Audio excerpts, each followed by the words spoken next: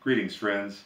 I'm your fellow film fan, Jimmy Overton. I also have the honor of being the ambassador host for Monday at the Movies, the weekly classic film series presented by the historic Wayne Theater, Ross Performing Arts Center, right here in Waynesboro, Virginia. As we all know, the theater is temporarily closed because of government restrictions on social gathering. But we want to stay in touch with you, and we invite you to stay in touch with us as well. There are several different ways we can do this. Hashtag at home with the Wayne, hashtag at home with the Wayne, where you'll find some very entertaining posts from other associates and talented friends of the theater. And also my weekly Monday at the Movies film introduction, which would customarily be done before the film rolled up on the big screen in the theater. Hashtag at home with the Wayne, that can also be reached through the Historic Wayne Theater's Facebook page and website. So please continue to stay in touch with us, and when the smoke clears, we'll get back into the theater and life will be good. Also consider making a donation. This has been a very, very challenging period for the theater and all theaters across the country. And your support is greatly appreciated. Thank you. Many of our Monday night film fans and patrons have been following the previously scheduled films from the safety of their home during the quarantine. And that's a great idea. I've been following them along with you. And from week to week, we can share the movies that we would have been sharing in the theater at home and stay current with each other, so to speak. These films are all available in one format or another via Amazon Prime, streaming, Netflix, Vudu. So they're out there. Just put them in the queue and make a few notes. And when we see each other again, which will be sooner than later, we can put our heads together and have a little cinema chat. It'll be really nice. The film that is scheduled for this coming Monday, June the 15th, features an actor that I think, thinking off the top of my head, he's been the actor that has been presented most often over the 4 or 5 years that we've done Monday at the Movies since the Historic Wayne Theater opened its doors, by popular demand. And there's a reason for that. He's one of the greatest screen actors in the history of the cinema, the one and only Humphrey Bogart. This is a film, we try to put at least 2 Bogey films on throughout the year, because there's always just a lot of interest, and the films are uniformly excellent. This film from 1944 was directed by Howard Hawks, To Have and Have Not. Also, along with Humphrey Bogart in the cast, some other very talented actors. Making her screen debut, Lauren Bacall. Lauren Bacall would go on to co-star with Mr. Bogart in 4 films. A couple of years after this film, she would also be his co-star in The Big Sleep, also directed by Howard Hawks. You can't go wrong. Walter Brennan is in this film, one of Hollywood's greatest character actors. We also enjoyed him in another Howard Hawks film a while back, Monday at the Movies, Red River. Hoagy Carmichael, the great songwriter, pianist, plays cricket in the film. He's also a very talented actor. The last time we enjoyed Hoagy was in The Best Years of Our Lives, a great post-World War II drama.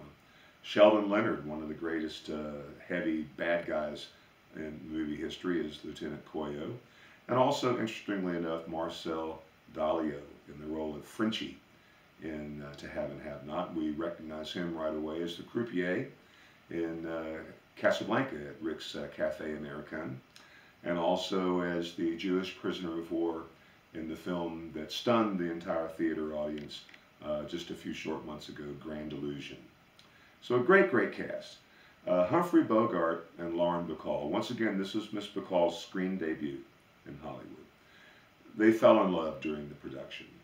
Director Howard Hawks afterwards said that it was actually Lauren Bacall's character of Marie, who's also nicknamed in the film Slim, that Bogart had fallen for. And to quote Mr. Hawks, he said, so she was stuck trying to play that role for the rest of her life. However, many aspects of Lauren Bacall's screen persona were based on the then wife of director Howard Hawks, Mary Gross, including her nickname, Slim. Glamorous dresses, long flowing blonde hair, smoky kind of low-pitched voice, for a woman, and the demure, kind of mysterious, come-hither demeanor. But that screen appeal of being that kind of mysterious, subdued screen persona actually came about in a slightly different manner. Lauren Bacall was 19 years old when she made her screen debut in To Have and Have Not. Her co-star, Humphrey Bogart, was 25 years older at 44. And in 1944, he was already one of the biggest movie stars on the planet. She was very, very nervous and on edge about going up in her screen debut against one of the greatest movie stars of that and any time. But Mr. Bogart was able to put her at ease with his easygoing humor, and he gave her a few acting tips to help her along the way. But Lauren Bacall had the nervous shakes, apparently. And in her first scenes, she quickly learned that by keeping her chin down and her eyes up, it kept her head from uncontrollably nervously shaking. Well, it worked, and it developed into the so-called Lauren Bacall look on the screen. Very appealing. Lauren Bacall writes in her autobiography that it was in the third week of shooting that the friendly banter between she and her co-star Humphrey Bogart turned into something a little bit more. Bogart apparently was shy. This is once again according to Lauren Bacall's autobiography. And he took a worn package of matches out of his pocket and asked her to put her phone number on the back. And she did. The relationship with Bacall was obvious on the set.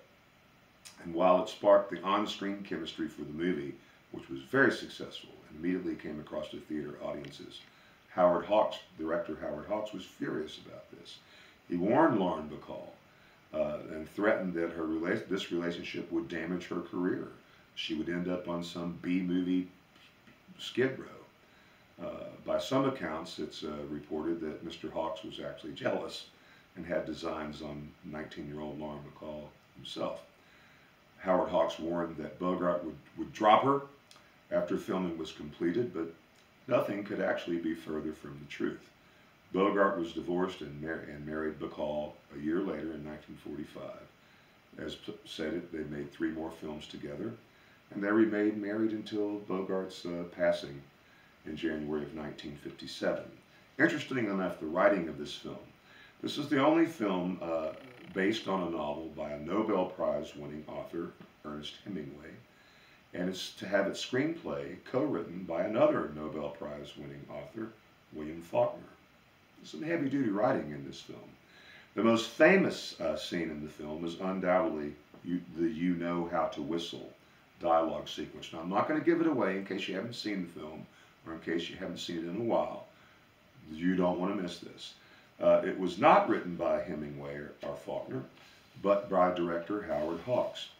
He wrote the scene as a screen test for Lauren Bacall, with no real intention that it would necessarily end up in the film. The screen test was shot with another studio actor playing across from her this "You Know How to Whistle, Don't You" sequence. Well, everybody was knocked out by it, and Warner's agreed to star Bacall in the film based on that test. And Howard Hawks felt the scene was so strong that he asked William Faulkner and his co-writer to work it in one of the later drafts of the shooting script. However, it was generally acknowledged by everyone in the production that most of the dialogue was actually improvised by the cast. The screenplay was rewritten to boost Lauren Bacall's role, to take advantage of the public interest in the real-life romance between Lauren Bacall and Humphrey Bogart, which soon became the talk of Hollywood and film fans in America and around the world. This is included among the American Film Institute's list of the top 100 greatest American movies of all time.